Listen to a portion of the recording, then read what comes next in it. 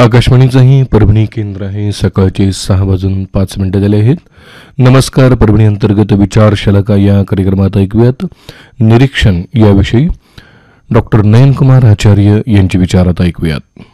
पाही जो नित्य गुणदोष आपले, येतील तयांचे दिवस चांगले. श्रोते हो, शुभ नमस्ते. आत्मनिरीक्षण हा मानवी जीवनाच्या यशाचा उत्तमोत्तम धागा आहे.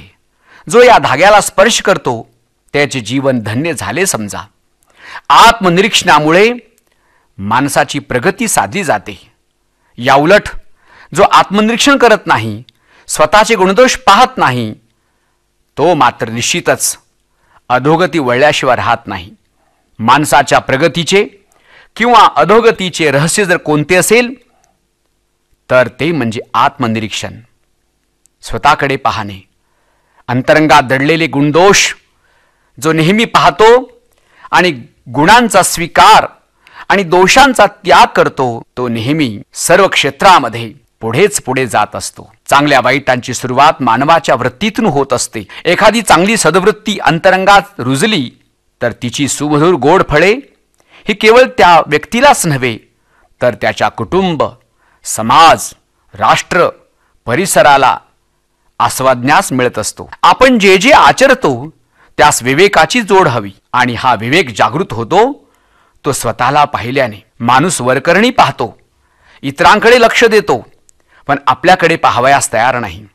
आपल्याकडे म्हणजे विशेष करून बाह्य शरीराकडे नव्हे तर अंतरंगात दडलेल्या त्या दिव्य शक्तीकडे.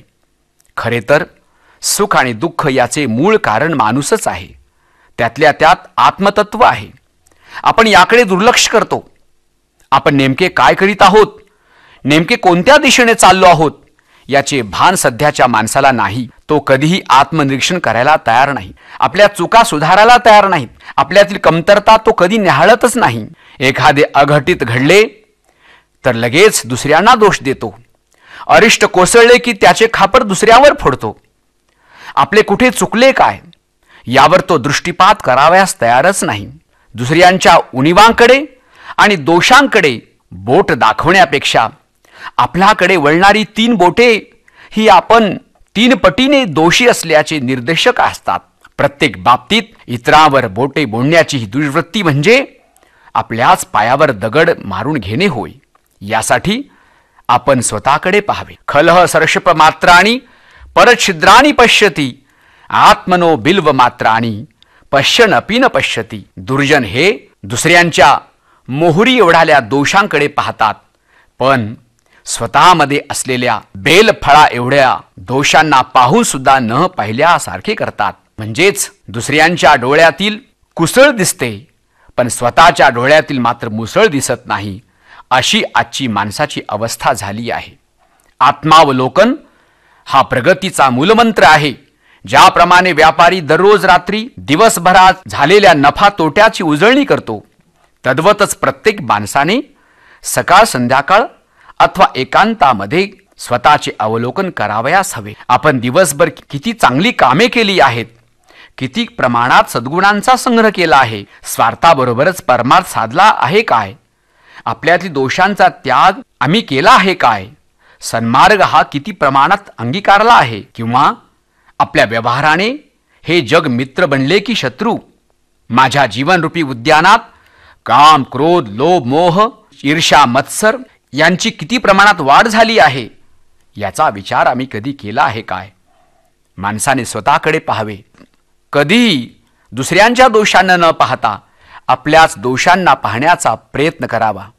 या जगामध्ये खऱ्या अर्थाने जीवन यशस्वी बनावयाचे असेल तर आत्मनिरीक्षणाशिवाय पर्याय नाही.